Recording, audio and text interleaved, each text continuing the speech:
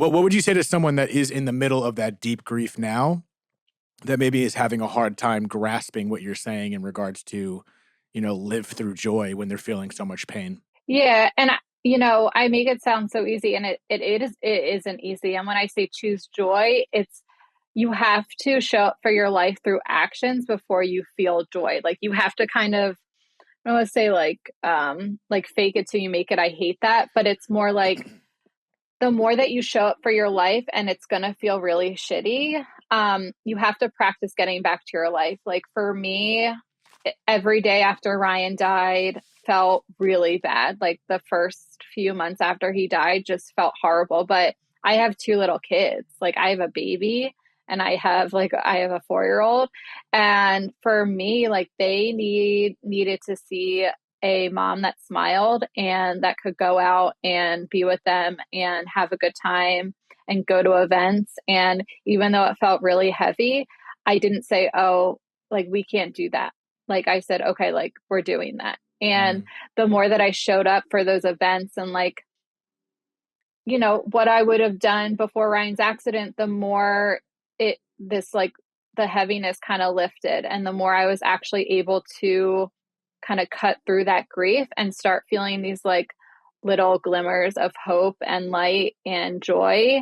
And it takes a long time. It's like a fog, like you're in a fog. The fog is the grief, but you have to like keep going through it and keep going through it, even though you still can't see anything because you're practicing getting to the other side. And eventually, like that fog is you're going to start seeing the light eventually.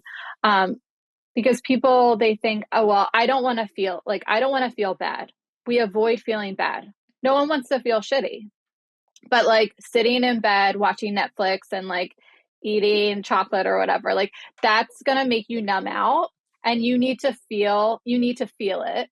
And by getting back to your life and feeling really shitty, you don't want to feel that way, but that's the only way you're going to get through the fog. Mm. So that's my advice. I mean, you have to feel it. Like you have to feel the shittiness and get through it. Yep, I feel the shittiness, and it sucks to feel the shittiness, but that's the only way to get through it. You gotta go through the storm. Can't really go around it, like you just said. In other words, Mm-hmm. I'm interested in your approach having a baby and and a young child. You said 4, correct? Mm-hmm. Yeah, he'll I, be 5. yeah, I mean that's 4 isn't as young as I used to think. They're very aware of what's going on in the world. So what is that? What's the conversation with your eldest child in regards to what happened? Yeah, so when everything happened, Jack was 3, which is really crazy. I mean, it's just it will be 2 years in October when Ryan's accident happened. So like his little brain is still processing and it's so different than it was when that happened. So I'm continually having to kind of like remind him because he still feels like Ryan could come home like at any moment. Like he doesn't realize the permanency of death yet at that age. And, we've worked with a child psychologist. So she told me that through every stage of his development, like he's going to start realizing things like one thing at a time.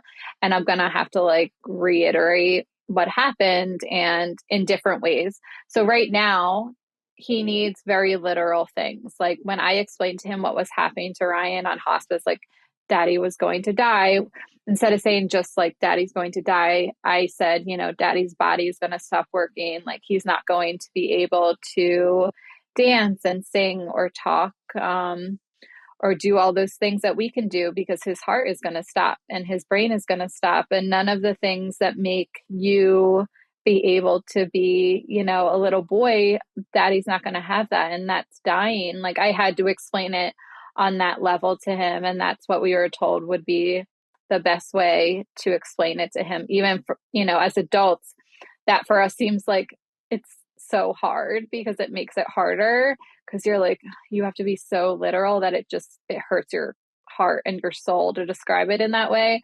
But like, that's what was needed for him.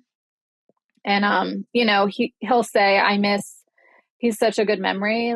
He still says like, I miss daddy and Louie. like they just left yesterday. So I try to open up the conversation to him and say, Jack, I miss daddy too. And like, you can talk to me about daddy whenever you want. And just open up a conversation because I don't want him to think like, even if I get upset, if he says something that he can't talk about it, because I don't want him to shut down. Oh man, it's so important. It's so fascinating to me that because that's such another challenge. Like I said, you're juggling so much as a young mother, let alone your own personal grief and everything else going on. But to have to, it's such a delicate situation. It seems like with no experience of my own. I was a young kid, but I was much older. I was 12, and I'm not a father, so I can't relate at all. So it's fascinating to me to see that approach and being unqualified in many ways to discuss this. It just seems like your approach is so it just seems like the approach. You're giving him a window to open up. You're not avoiding the conversation. You're explaining it in a very clear way, but in a way that he'll understand it. And so I wonder how many people out there that are in a similar situation may be struggling to talk about it and maybe taking the approach of shutting down, where I feel like that could have long term effects on your child in a not so good way. So it seems like if I'm understanding, to kind of reiterate, giving him an opportunity to be open about it, not shying away from the conversation, explaining it in a concise way that they can understand it, and almost like an adult way, but explaining it in a way that a 4 or 5-year-old can understand it is the approach you're taking, right? Yeah, that's exactly right.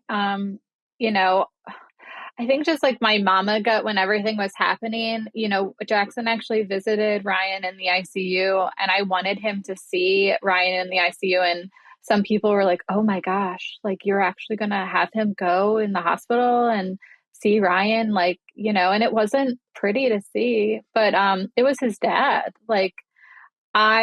For me to say, oh, daddy's in the hospital and he's sick, like I needed to give him context of like what that meant. Like, where was mommy going every day?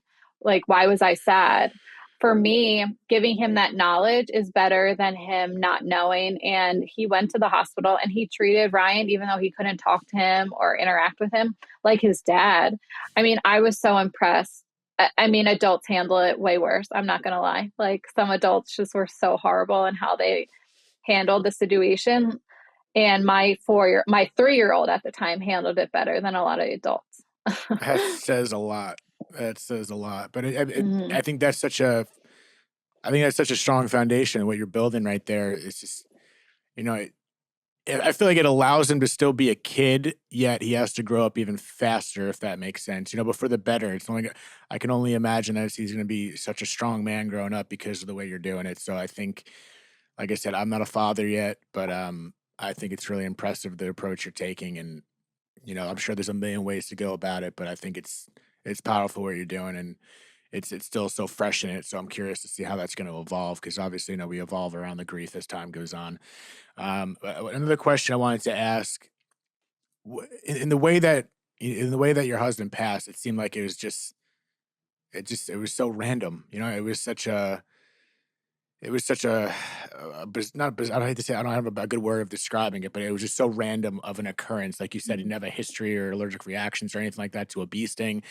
Was there any? Is there or was there any bargaining around that? Asking the question why and trying to accept his manner of death.